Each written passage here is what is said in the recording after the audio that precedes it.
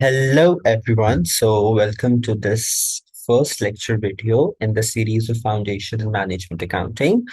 This first lecture marks the starting of the first chapter, that is cost classification. Okay.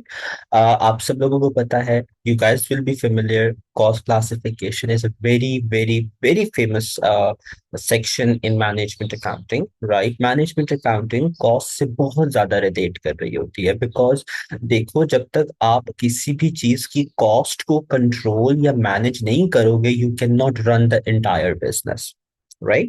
So that's why I have made the cost classification first in the series. uh, Cost classification chapter जो FMA में है, if I give you the breakdown here, one second. Yes. So if I give you guys the breakdown, okay, so you will see that 90% of the chapter is जो आपने already पढ़ा हुआ है. इसमें देखो, सबसे पहले आपको इंट्रोडक्शन टू कॉस्ट क्लासिफिकेशन है, जिसमें आपको टाइप्स ऑफ कॉस्ट के बारे में बताया जाएगा. टाइप्स ऑफ कॉस्ट जो आज हम अभी डिस्कस करेंगे थोड़ी देर में. फिर उसके बाद आपको हाइलो मेथड के बारे में बताया जाएगा, जो आप F2 में पढ़ चुके हो. आपको रिस्पॉन्सिबिलिटी अकाउंटिंग के बारे में बताया जाएगा, जो आपने ऑलरेडी MA1 में भी थोड़ा बहुत पढ़ा था, MA2 में भी इंक्लूडेड है. एंड जो इसमें जो सिर्फ न्यू चीज है ना, वो सिर्फ ये है high-low method for step fixed cost. ये एक इसमें नई चीज है. फिर इसके अलावा अगर हम थ्योरी सेक्शंस की बात करें, तो JIT, that is just in time inventory, वो आपने MA2 में पढ़ा हुआ है. फिर इसके अलावा स्टॉक टेकिंग की और स्टॉक, सॉरी, माय बैड, ये आपका नेक्स्ट चैप्टर था. सॉरी. सो ये चीजें जो है आपकी कॉस्ट क्लासिफिकेशन में जो है वो इंक्लूडेड है. And the only new part is high low method for step fixed cost, right? So cost classification chapter पे I am going to make two lectures. जो ये फर्स्ट लेक्चर होगा, इसमें मैं पूरा cost classification and breakdown explain करूंगा, और जो हाइलो मेथड आपने पढ़ा हुआ है वो मैं थोड़ा बहुत आपको बताऊंगा.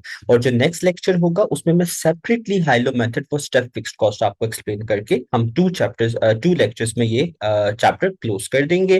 लेक्चर ड्यूरेशन जो है वो अराउंड, अगर मैं दोनों को कंबाइन करूं, so that is going to be around maybe 90 or 100 minutes for the for the two lectures, right? So it's gonna be a detailed one. So do not worry about, अगर आपका कोई भी confusion है, कोई भी कुछ भी चीज आपको नहीं आती, तो do not worry. I am going to explain everything, right?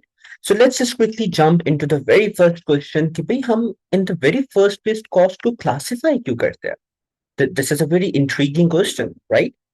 तो देखो गाइस, कॉस्ट को क्लासिफाई हम इस वजह से करते हैं ताकि हम आइडेंटिफाई कर सकें कि कॉस्ट और एंड जो हमारी एक्टिविटी होती है ना, उसका रिलेशन क्या है, राइट? देखें, अगर एक ऑर्गेनाइजेशन है, एक बिजनेस है, और वो प्रोडक्शन बिजनेस है, और वो यूनिट्स बना रहा है, कुछ मैन्युफैक्चरिंग कर रहा है, लेट्स से जूसेस बना रहा है, राइट?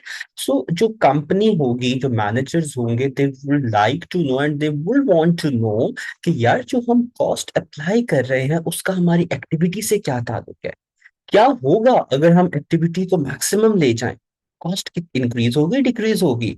क्या होगा अगर एक्टिविटी जीरो पे ले जाए? क्या फिर भी कॉस्ट लगेगी? किसी भी चीज को बनाने के लिए प्राइमरी सोर्स और जो है, हमारे सोर्सेज हमारे पास क्या है, और उन प्राइमरी सोर्सेज को अचीव करने के लिए कॉस्ट क्या लग रही है, राइट? तो देखो गाइस, इन तमाम चीजों को अंडरस्टैंड करने के लिए हम कॉस्ट को डिफरेंट हेड्स पे क्लासिफाई करते हैं. और जब हम क्लासिफाई कर देते हैं किसी भी चीज को, तो फिर उस चीज के रिलेशंस को फाइंड करना बहुत आसान होता है. बैक इन योर चाइल्डहुड आप सब लोगों ने साइंस पढ़ी हुई है, और साइंस में आप सबको पता है कि अब बायोलॉजी ये कहती है कि हम लोग 5 किंगडम्स में क्लासिफाई हुए हुए हैं. मुझे थोड़ा बहुत भूल रहा है obviously, but the only thing I remember is कि kingdom animals and kingdom plants and kingdom अब रेप्टाइल्स, मतलब इस तरीके की चीजें उन्होंने क्लासिफाई की थी. तो किंगडम प्लांट की जब हम बात करते हैं, तो उन्होंने तमाम प्लांट्स को क्लासिफाई कर दिया था कुछ सिमिलैरिटी की बेसिस पे. जब उन्होंने ये चीज क्लासिफाई की थी साइंटिस्ट ने, तो then they studied the plants, फिर सिमिलैरिटीज निकली थी, right? And then they differentiated plants with animal on दो सिमिलैरिटी बेसिस. सो सेम हम यही मेथड यहां पर भी अप्लाई करेंगे कि हम कॉस्ट को कुछ हेड्स में क्लासिफाई करेंगे, और फिर हम देखेंगे कि अच्छा, हर हेड ऑफ जो कॉस्ट है वो आपकी एक्टिविटी के साथ कैसे रिलेट करता है. तो guys you will be very well aware कि हम जो क्लासिफिकेशन करते हैं वो हम इन बेसिस पर करते हैं, जिसमें सबसे पहले on the basis of element, then we have nature, then we have function, then we have behaviour and then we have responsibility, right. तो ये तमाम हेड्स जो हैं आपके क्लासिफिकेशन हेड्स हैं फॉर द कॉस्ट। आप सब लोगों को पता है the very first basis for the classification is element. आपने केमिस्ट्री पढ़ी होगी तो यू नो कि एलिमेंट क्या होता है, द प्योरेस्ट फॉर्म, राइट, कि उसमें the element is made from the same type of atoms, जो प्योरेस्ट फॉर्म होती है, इसके बाद हम क्लासिफिकेशन नहीं कर सकते। तो सेम गोज हेयर कि जो कॉस्ट क्लासिफिकेशन है वो स्टार्ट ही एलिमेंट से होती है। एलिमेंट्स तीन तरीके के होते हैं, you guys will very well know about this: material, labour and expense.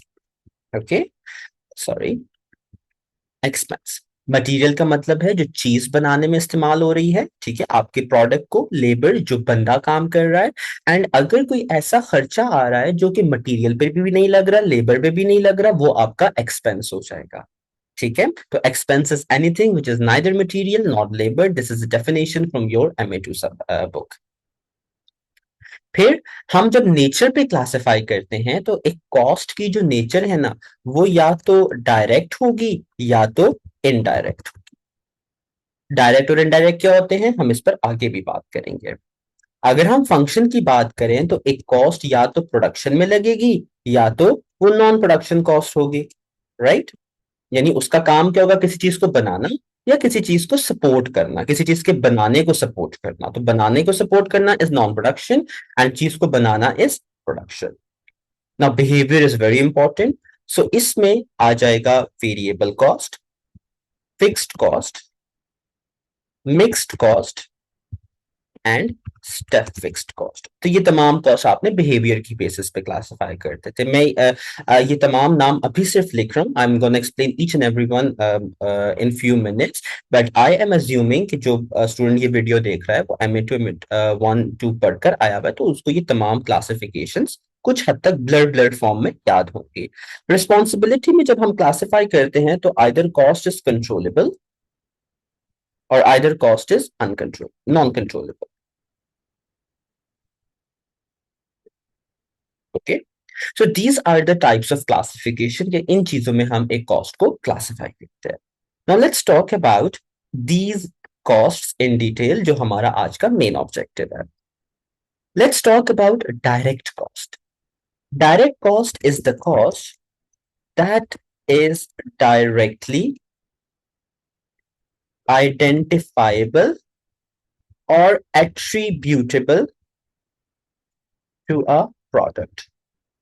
कोई भी ऐसी कॉस्ट, किसी भी चीज की कॉस्ट जो चीज एक प्रोडक्ट को डायरेक्टली बनाने में इस्तेमाल हो रही है, आप और आप उस प्रोडक्ट को देखकर you can tell that how much cost has been incurred on this product, वो आपकी डायरेक्ट कॉस्ट होती है। फॉर एग्जाम्पल, अगर मैं एक चेयर बना रहा हूँ, एक वुडन चेयर बना रहा हूँ, एंड उस वुडन चेयर को बनाने के लिए मुझे 2 प्लैंक्स ऑफ वुड यूज हो रहे हैं, वेयर 1 प्लैंक इज $1, सो एक चेयर को देख के मैं इजीली कह सकता हूँ कि इस चेयर पर $2 की वुड जो है वो खर्च हुई हुई है, so that would will be considered as direct. अगर आपने बिल्कुल आसान तरीके से इस बात को समझना है तो आप यूं समझें कि किसी भी चीज को जब आप बनाते हो तो उस चीज को देखने से जो जाहिरी तौर पर जो आपको चीजें नजर आ रही होती है, जिस चीज से जो जो चीजें मिलकर उस प्रोडक्ट को बनाती हैं, वो तमाम उसकी डायरेक्ट होती हैं। फॉर एग्जाम्पल, अगर आप एक घर की बात करें तो देखें, घर में जो है लेट्स से उस घर में विंडोज होंगी, उस घर में जो है वो ब्रिक्स होंगी, उस घर में मे बी जो है वो स्टेयर केसेस वगैरह आपके आ जाते हैं। तो ये तमाम वो चीजें हैं जो डायरेक्ट कॉस्ट कंसिडर होती हैं उस घर में, फर्नीचर स्पेशली उस घर का, ठीक है। तो ये तमाम चीजें आपकी आ जाएंगी। फिर इसी तरीके से फॉर एग्जांपल, अगर आप एक गाड़ी की बात करें तो उस गाड़ी में टायर की कॉस्ट, उस गाड़ी की बॉडी की कॉस्ट, उस गाड़ी की सीट्स की कॉस्ट, उस गाड़ी के इंजन की कॉस्ट, ये तमाम डायरेक्ट कॉस्ट आ जाएंगी आपकी, ठीक है। डायरेक्ट कॉस्ट जो है, आप सब लोगों को पता है कि क्लासिफाई की जाती है डायरेक्ट मटेरियल्स में। I am just writing the short form, right. Direct material, direct labour and direct expense.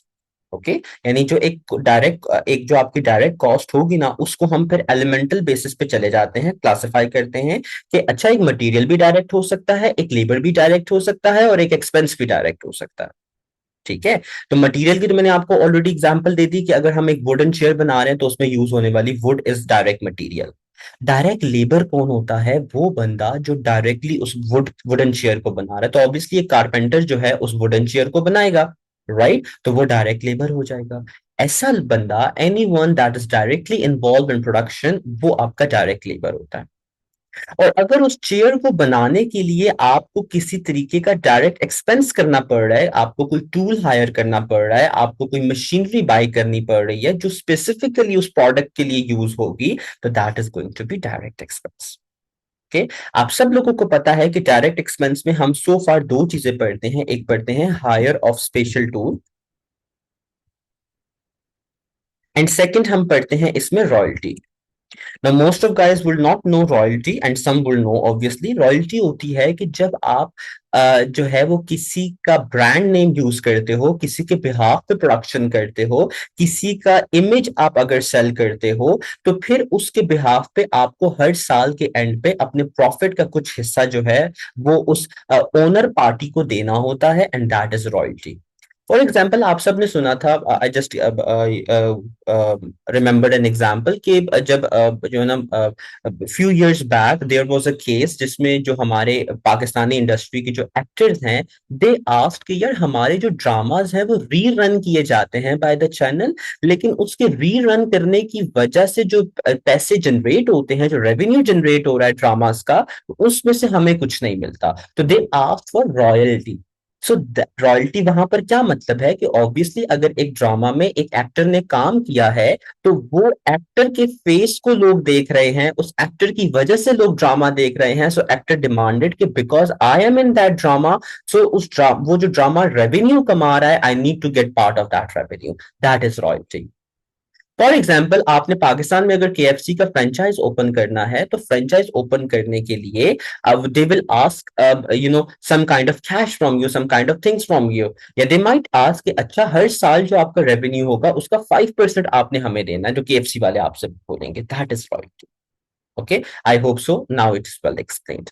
So just quickly reminding, direct cost वो cost होती है जो किसी भी प्रोडक्ट के साथ डायरेक्टली attributable होती है, that is direct material, direct labor and direct expense.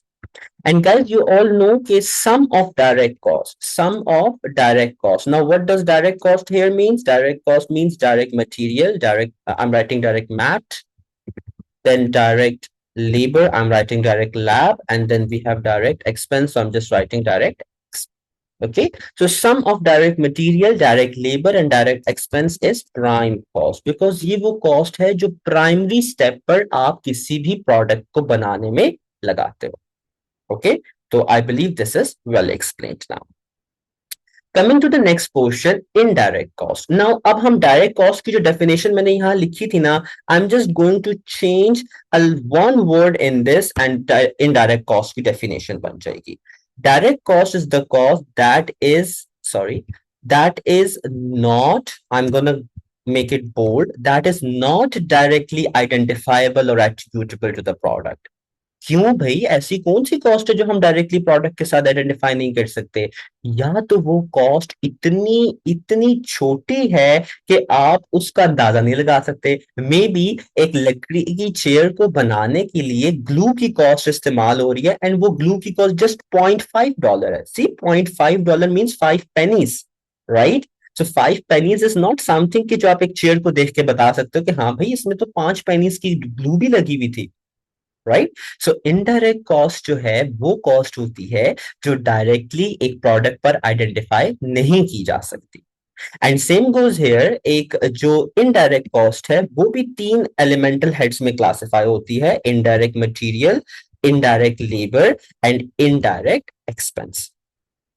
अगर मैं आपको वही वुडन चेयर की एग्जांपल कंटिन्यू करूं, राइट, तो देखो मैंने कहा था वुडन चेयर में लगने वाली वुड डायरेक्ट मटेरियल है, लेकिन वुडन चेयर में लगने वाला जो ग्लू है वो इनडायरेक्ट मटेरियल होगा। वुडन चेयर को बनाने वाला एक कारपेंटर डायरेक्ट लेबर है, क्योंकि वो डायरेक्टली अपने हाथों से बना रहा है, बट उसको असिस्ट करने वाला जो उसका असिस्टेंट होगा वो इनडायरेक्ट लेबर होगा। तो आप सबको पता है कि इनडायरेक्ट लेबर कुछ खास स्पेसिफाइड नाम जो है मैं अपने स्टूडेंट्स को बताता होता हूँ। That is assistant, okay, unskilled labour, okay, manager, supervisor, internee. ये वो लोग होते हैं जो इनडायरेक्ट लेबर क्लासिफाई कर दिए जाते हैं, राइट। एंड इसी तरह जो डायरेक्ट लेबर जो है ना, उसमें ज्यादातर आपके स्किल्ड लोग आते हैं। ओके, अब आपको पता है carpenter is a skilled person, doctor is a skilled person, पर जो डॉक्टर का असिस्टेंट होता है या जो लर्निंग डॉक्टर्स होते हैं जो हाउस जॉब पे होते हैं, दे आर अनस्किल्ड। तो वो इनडायरेक्ट क्लासिफाई किए जाते हैं, राइट। और इनडायरेक्ट एक्सपेंस का मतलब होगा कोई भी ऐसा खर्चा जो डायरेक्टली क्लासिफाई नहीं किया जा सकता। तो इन लोगों की जो सैलरीज होती हैं, अब देखो कारपेंटर अपने असिस्टेंट को कोई ना कोई सैलरी तो पे करेगा, राइट। तो वो सैलरी इनडायरेक्ट एक्सपेंस हो जाएगी, क्यों? क्योंकि वो एक ऐसे बंदे को पे की जा रही है जो कि इनडायरेक्ट लेबर क्लासिफाई हो रहा है। Okay, so I hope you all will be good with this. याद रखिएगा एक बात, इनडायरेक्ट कॉस्ट को ओवरहेड्स भी कहा जाता है, और आपका इस वर्ड से बहुत ज्यादा जो है वो सामना होने वाला है इन F2, राइट। तो इनडायरेक्ट कॉस्ट को याद रखिएगा, ओवरहेड्स भी कहा जाता है ना। Coming towards the production cost, production cost उसके नाम से जाहिर है ऐसी कॉस्ट जो आपकी प्रोडक्शन में लग रही होती है। अब कौन सी कॉस्ट प्रोडक्शन में लगती है, तो ये कहना गलत नहीं होगा कि जो मेरी प्राइम कॉस्ट होती है वो ही हकीकतन मेरी प्रोडक्शन कॉस्ट होती है, ठीक है। क्योंकि देखो प्राइम कॉस्ट मैंने आपको ऊपर बताया था, is the cost that is use to make, that is applied primarily to make a product. तो प्राइम कॉस्ट ही अक्सर में प्रोडक्शन कॉस्ट है, बस उसका हेड हमने चेंज कर दिया। ऊपर हम नेचर में क्लासिफाई कर रहे थे, यहां हम उसको फंक्शन में क्लासिफाई कर रहे हैं।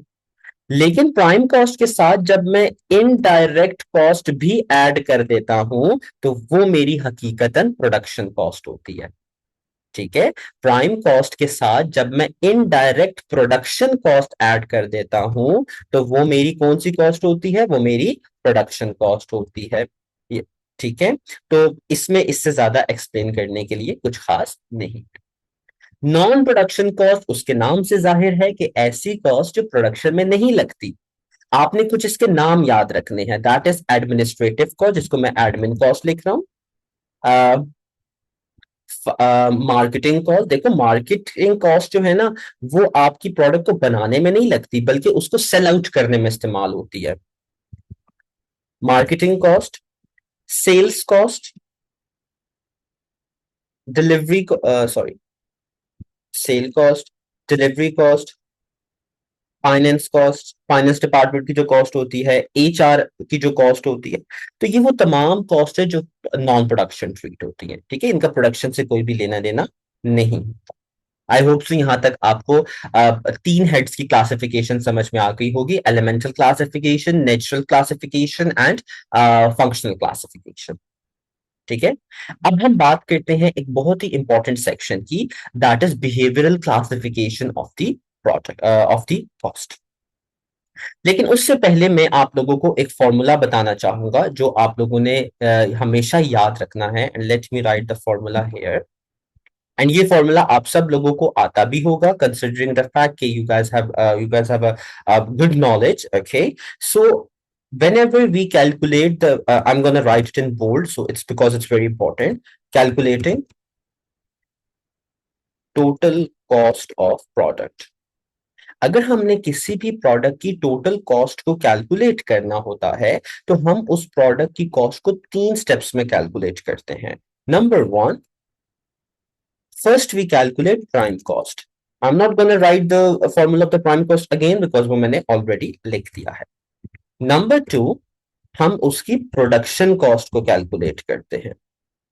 प्रोडक्शन कॉस्ट का भी फॉर्मूला मैंने ऑलरेडी वहां लिख दिया है, बट यहां पर मैं थोड़ा सा उसको मॉडिफाई कर दूंगा, and that is going to be my prime cost plus variable production overheads.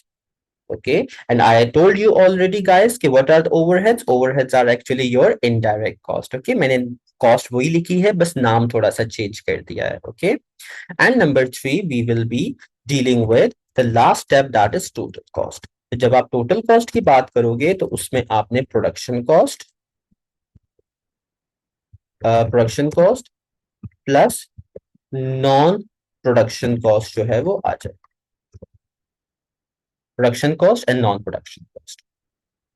ठीक है, तो आप बेशक इसका स्क्रीनशॉट ले लो, आप बेशक अपने पास इसको कहीं लिख लो, but this is a very very very important three step formula जो मैं हमेशा अपने स्टूडेंट्स को बताता हूँ कि whenever you are given a question जिसमें आपने टोटल कॉस्ट फाइंड करनी है, you have to follow these steps. आंखें बंद करके इन थ्री स्टेप्स को फॉलो करो। I am gonna give you guys guarantee कि 100% आपसे कोई भी सवाल गलत नहीं होगा if you are following these three steps. Considering the fact कि आप कैलकुलेटर में भी नंबर सही डालो, आप क्वेश्चन में अगर आपको 2 दिया हुआ है और आप थ्री पुट कर रहे हो तो obviously that is going to give you wrong answer. But if your numbering recording is correct, तो इन फॉर्मूला से कभी आंसर आपका गलत नहीं होगा। That is my guarantee to you. Okay, okay, चलो। Now both of the guarantees. Now let's come to the main task. Okay, so we were discussing about the behavioral classification of the cost. Okay, usme the very first one is variable cost. Variable cost that varies with production. Okay, varies with production. What does this mean? This means the cost is directly proportional. Cost is directly proportional to activity. आप सब लोगों ने maths पढ़ा होगा I believe, अगर किसी कोई medical background से है that is still fine. So let me guys tell you what is directly proportional means. Directly proportional means कि एक चीज के ज्यादा होने से दूसरी चीज भी ज्यादा हो रही है, एक चीज के कम होने से दूसरी चीज भी कम हो रही है। For example, your marks are directly proportional to your smart work. I will never say hard work because we are living in 21st century. 2015 is, has mid past, so it's no use of doing hard work. It's always about smart work, right? So when you do smart work, so your smart work pays off and you are going to pass the exam with flying colors. Okay, so same goes hair कि variable cost ऐसी cost है जो आपकी activity से directly proportional होती है। अगर आप अपने नंबर ऑफ यूनिट्स की प्रोडक्शन इंक्रीज करोगे, ये वाली कॉस्ट इंक्रीज कर जाएगी। अगर उसको जीरो पे ले जाओगे तो ये वाली कॉस्ट जीरो पे आ जाएगी। ठीक है, तो यहां हम बात करते हैं कि कौन सी ऐसी कॉस्ट है जो आपकी वेरिएबल कॉस्ट कंसिडर होती है। तो guys please be attentive that variable cost is basically another name prime cost. Okay, variable cost is another name of prime cost. देखो, prime cost ही वही cost होती है जो एक प्रोडक्ट को बनाने में लगती है। प्रोडक्ट बनेगा तो वो कॉस्ट लगेगी, प्रोडक्ट ज्यादा बनेगा तो वो कॉस्ट ज्यादा लगेगी। ज्यादा बारिश होगी तो ज्यादा पानी आएगा, कम बारिश होगी तो कम पानी आएगा। Right, so same thing is straight away here कि भाई आपकी जो प्राइम कॉस्ट है वो आपकी ही वेरिएबल कॉस्ट होती है। फर्क क्या है कि प्राइम कॉस्ट जो है वो नेचुरल क्लासिफिकेशन में आ जाता है and variable cost behavioural classification में आ जाती है। ठीक है, तो याद रखिएगा कि जो वेरिएबल कॉस्ट है वो कोई नई चीज नहीं है, वो नाम सिर्फ नया है, बट असल में ये प्राइम कॉस्ट का ही दूसरा नाम है, वेरिएबल कॉस्ट। ठीक है, तो variable cost is directly proportional to the activity. Variable cost per unit की अगर हम बात करते हैं तो वेरिएबल कॉस्ट पर यूनिट जो है it remains constant with change in activity. Okay, याद रखिएगा वेरिएबल कॉस्ट पर यूनिट जो है वो आपकी एक्टिविटी के साथ कांस्टेंट रहती है। इसकी बड़ी मजे की एग्जांपल दूंगा। I do not feel the need कि मैं आपको यहाँ एग्जांपल समझाऊं because these are very basic things और आई विल अज्यूम कि आपको ये चीजें समझ में आ रही होंगी। अब वेरिएबल कॉस्ट पर यूनिट आप इस तरीके से ले लें कि अगर एक पेन को बनाने की कॉस्ट $10 है, मैं चलो यहाँ पर एक थोड़ा सा लिख देता हूँ।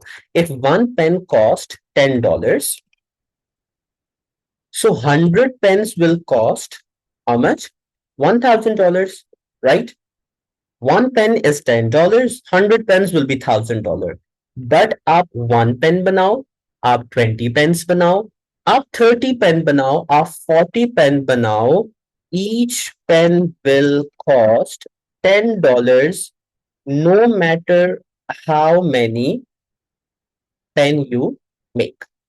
आप जितने मर्जी पेन बनाओ फिर भी एक पेन $10 का ही होगा। This is variable cost. देखो, इन टोटल वेरिएबल कॉस्ट इंक्रीज करिए ना, एक पेन बनाया तो $10, 100 पेन्स बनाए तो $1000, तो this is total variable cost that increases with the increase in activity. लेकिन आपकी जो वेरिएबल कॉस्ट पर यूनिट होगी that remains the same, that is constant with the change in activity, until and unless कोई जो है ना वो extra you can say factors आ जाते हैं, सच एज डिस्काउंट फैक्टर्स आ जाते हैं, bulk production, that will be the part of our next lecture. तो उस वजह से आपकी वेरिएबल कॉस्ट चेंज होती है। ओके ना, coming towards the fixed cost. Fixed cost कौन सी कॉस्ट होती है? Cost that remains unchanged for a range in for a range of activity, sorry। Okay, so fixed cost कौन सी कॉस्ट है? Fixed cost basically वो cost होती है जो आपकी एक्टिविटी के चेंज होने के साथ चेंज नहीं होती। यू कैन से variable cost per unit and fixed cost, ये दोनों सेम ही डेफिनेशन है इन दोनों की। फिक्स्ड कॉस्ट एक्टिविटी के चेंज होने से चेंज नहीं होती, इट रिमेन फिक्स्ड। ठीक हो क्या? देखें, इसकी एग्जांपल ऐसे ले लें कि आप अपने घर का रेंट पे करते हैं, यू पे the rent of your home that is $10,000। Okay, now you live for 1 day in that house, you live for 2 days, you live for 3 days, you live for 15 days, or you live for 20 days। आपने अपने घर का rent 10,000 fix पे करना है, this is fixed cost. आप अपने घर में अब you have a small business in your home and वहां पर आप जो है ना कुछ पैकिंग मटेरियल्स की पैकिंग करते हो, राइट? अब आप पूरे महीने में 5 प्रोडक्ट्स की पैकिंग करो या 10 प्रोडक्ट्स की पैकिंग करो या 20 प्रोडक्ट्स की पैकिंग करो, आपने अपने घर का रेंट 10,000 फिक्स पे करना है every month, this is fixed cost. याद रखिएगा, and you should know this thing, fixed cost को हम कमिटेड कॉस्ट भी कहते हैं। ओके, फिक्स्ड कॉस्ट को हम क्या कहते हैं? हम कमिटेड कॉस्ट भी कहते हैं, बिकॉज ये कॉस्ट कमिट कर दी जाती है for a specific time period. इसकी best example I will be continuing with the rent.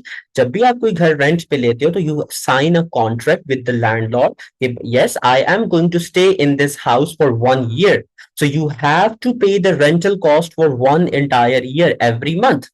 So fixed cost has another name that is known as committed cost. Okay, talking about the fixed cost per unit, so cost decreases with increase in activity।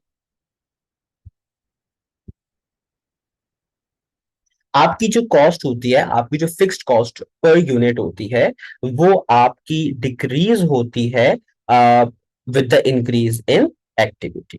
Okay, इसका क्या मतलब है? इसका मतलब मैं आपको एक छोटी सी एग्जांपल दे के समझाता हूँ, and believe me guys you will understand this thing in in few clicks. For example, rent is $1,000, okay, and you make 100 products। Rent is $1,000 and you make 100 products। If I want to find the cost, or if I want to find out how much rent I need to allocate to each product, so I will find rent per product। And what is the formula of rent per product? Rent is in the numerator. I will just put 1,000 to the numerator, and product is in the denominator. I will just put 100 in the denominator, and the answer is going to be $10। I hope this is clear. But what if I have 200 products? If I have 200 products, and as you know, rent remains the same because it's a fixed cost in total. So again, rent per product. So that is now this time 1,000 again in the numerator. This time 200 will be the denominator, and the answer is going to be $5। So see, the more products you make, the lesser cost you will get as a rent per product। Okay, I was just using Instagram this morning when I was planning to record this lecture today, and I just saw an Instagram post, and us post में it was written that the Pakistani Minister of Energy, he says कि because Pakistanis are currently using less electricity, and I guess that might be a justified example क्योंकि आजकल everyone has solars in their house। तो वो कहता है कि क्योंकि पाकिस्तानी जो हैं वो आजकल कम बिजली यूज कर रहे हैं, जिसकी वजह से जो हमारी पर यूनिट कॉस्ट आती है ना, इलेक्ट्रिसिटी की यूनिट जो कॉस्ट होती है वो इंक्रीज हो गई है। ओके। अब वो ये कहता है कि देखिए हम पर यूनिट कॉस्ट तब डिक्रीज कर देंगे अगर लोग ज्यादा इलेक्ट्रिसिटी यूज करेंगे। ज्यादा इलेक्ट्रिसिटी यूज करेंगे तो ज्यादा यूनिट्स कंज्यूम होंगे। जब ज्यादा यूनिट्स कंज्यूम होंगे तो वो जो फिक्स्ड कॉस्ट उनको आ रही है ना, वो ज्यादा यूनिट्स पर डिस्ट्रीब्यूट हो जाएगी। जब वो डिस्ट्रीब्यूट हो गई तो देखो हर यूनिट पे कम कॉस्ट आएगी। Right, so this is the exactly same example of the fixed cost. Okay, I hope you guys will be clear so far. So I'm just gonna remove this example so I have a very clean space. Okay, now talking about mixed cost, सबसे पहले बात आपने याद रखनी है, mixed cost को semi variable cost भी कहते हैं और फिक्स्ड कॉस्ट मिक्स्ड कॉस्ट को सेमी फिक्स्ड कॉस्ट भी कहते हैं। ठीक है, इसके तीन नाम हैं, semi variable cost, semi fixed cost. ऐसी कॉस्ट जो मिक्स है, ऐसी कॉस्ट जो आधी वेरिएबल है, ऐसी कॉस्ट जो आधी फिक्स्ड है। So you guys will know कि mixed cost is the cost जिसमें fixed portion भी है, जिसमें variable portion भी है। And the very best example is your utility bills, जो अभी मैंने आपको इलेक्ट्रिसिटी की एग्जाम्पल दे दी ना, वो असल में आपकी मिक्स्ड कॉस्ट में आ जाती है। देखो you guys all will be having your internet in your home and her month internet bills आते होंगे। So sometimes you know, or you even you know take out a bill, अभी आपके घर में होगा, and you just notice that there will be some fixed surcharges. I'm writing here fixed line charges, or you can say telephone charges. So these words will be written in your bill, fixed charges or telephone charges. So every month they are going to charge you with some fixed charges from this. Plus, they will charge the number of the gigabytes that you have used, the number of data that you have used. Right, so याद रखिएगा mixed cost और semi fixed और semi variable cost is basically कि आपकी वो cost में variable section भी है, आपकी उस कॉस्ट में फिक्स्ड सेक्शन भी है। Got it? So utility bills are the best example of the mixed cost. अब देखिए मिक्स्ड कॉस्ट पर यूनिट को समझने के लिए मैं बहुत आसान तरीके से आपको समझाऊंगा। आप लोगों को पता है कि जो वेरिएबल कॉस्ट पर यूनिट होती है वो क्या होती है, वो कांस्टेंट रहती है ना with the change in activity, right. लेकिन फिक्स्ड कॉस्ट क्या होती है, डिक्रीज होती है with the increase in activity. तो आप इन दोनों वर्ड्स, इन दोनों लाइंस को जब कंबाइन करेंगे तो मैं एक लाइन लिख रहा हूं कि इट डिक्रीजेस, और I will say it changes with change in activity but not in same proportion. Okay, so याद रखिएगा कि mixed cost per unit change जरूर होती है with the change in activity but not in the same proportion. अब इसका क्या मतलब है not in the same proportion? तो इसका मतलब ये है कि देखें, अगर आप एक्टिविटी को 2 यूनिट से इंक्रीज कर रहे हैं, you are just increasing the activity from 2 units, there might be a very drastic change, there might be a very big change in the mixed cost per unit. लेकिन अगर आप अपनी activity को ज्यादा यूनिट से इंक्रीज कर रहे हैं तो there might be a very small change. Okay, so बड़ा इरेगुलर बिहेवियर होता है मिक्स्ड कॉस्ट पर यूनिट का। तो you can not say that if you are decreasing the activity mixed cost will decrease in the same way. No, mixed cost will decrease और mixed cost will increase but not in the same proportion.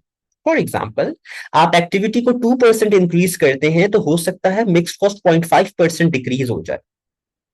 अगर आप activity को 10% increase करते हैं, हो सकता है mixed cost per unit 20% decrease कर जाए। That is very much possible, right.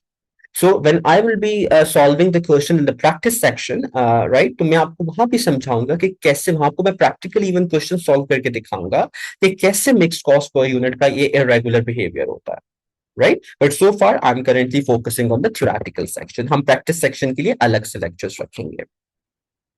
Now talking about step fixed cost. Step fixed cost क्या होती है? Step fixed cost is the analysis. This is very technical cost, okay? This is the it is the analysis of fixed cost over a long term, long period and with different ranges of activity. Okay, देखिए मैंने आपको fixed cost की definition कुछ इस तरीके से लिखी है कि cost that remains unchanged for a range of activity, right. So इसमें होगा क्या, इसमें ये होता है कि फॉर एग्जांपल देखें आपके पास एक मैं यहाँ पर एग्जांपल इसकी देता हूँ, this is important to understand guys. For example you have one floor जिसका रेंट है $1000 and this floor has only capacity of 500 units. आप इस फ्लोर पर सिर्फ 500 यूनिट्स बना सकते हो, ठीक है।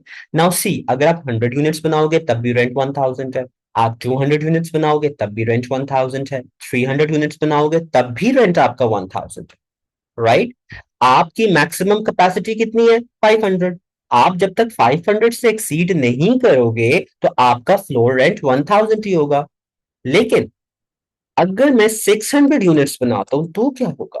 देखो 500 तक तो रेंट आपका $4000 ही रहेगा, लेकिन जो एक्स्ट्रा 100 यूनिट्स आपने बना दिए हैं उसके लिए आपको सेकंड फ्लोर की जरूरत पड़ेगी, और सेकंड फ्लोर का रेंट कितना हो जाएगा? अगेन 1000। तो देखा, जैसे ही हमने रेंज ऑफ एक्टिविटी से सरपास किया, उसको एक्सीड कर दिया, हमारा जो फिक्स्ड कॉस्ट थी $1000 की वो डबल हो गई। This is step fixed cost. Now for example let's assume करते हैं कि इसकी भी जो लिमिट है ना सेकंड फ्लोर की, वो भी 500 यूनिट्स थी। तो इसका मतलब है मैं 1000 यूनिट्स तक बना सकता हूं। अगर मैं 1200 यूनिट्स बनाता हूं, इसका मतलब है मैंने 1000 से भी क्रॉस कर दिया, तो अब तो मुझे थर्ड फ्लोर की जरूरत पड़ेगी। That is again going to cost me extra $1000, right. तो इसका ग्राफ जो है हम कुछ इस तरीके से बनाते हैं। Let me show you the graph of step fixed cost. So if you see here now, step fixed cost graph, that if you know follow my cursor here in this scenario, you will see that, see, this is the fixed line, okay, and it is, this cost is fixed for a specific range of activity, that is until hit this point. Okay, so let's say this is the first floor rent of $1000 and this is the maximum point of 500 units. As soon as you exceed it to 600 units, there will be a drastic change, or you will say a an immediate or abrupt. Okay, I'm saying some words, that is drastic, abrupt, or immediate. Okay, there will be no gradual change. There will be immediate, abrupt, or drastic change. Okay, in the cost, and then it is going to get constant for the specific time period again. So this is semi-fixed cost. If you see the variable cost in total, it remain constant. Sorry, it increases with the increase in activity. Okay, but it remain constant with the change in activity at a specific point.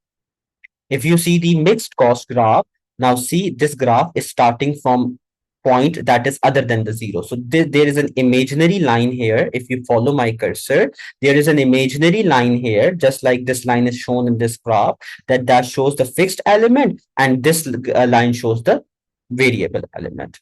And this is graph of mixed cost per unit. Okay, and if you see graph of mixed cost per unit and graph of fixed cost per unit, they are almost similar, but there is a linear curve, but this is not a linear curve. Okay, if you see here that from this point to this point there is higher distance, from this point to this point is higher distance, right? So that is why I told you guys already that mixed cost per unit changes, but not in the proportion as the change in activity. And this is the fixed cost. And if you see, fixed cost per in total is similar to the graph of the variable cost per unit.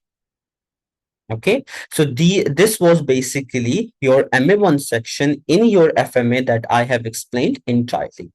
Now, discussing about a bit of MA2 section that we need to discuss a bit, that is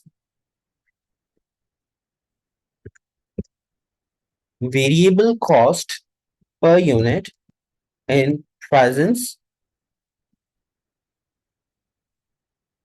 of a discount.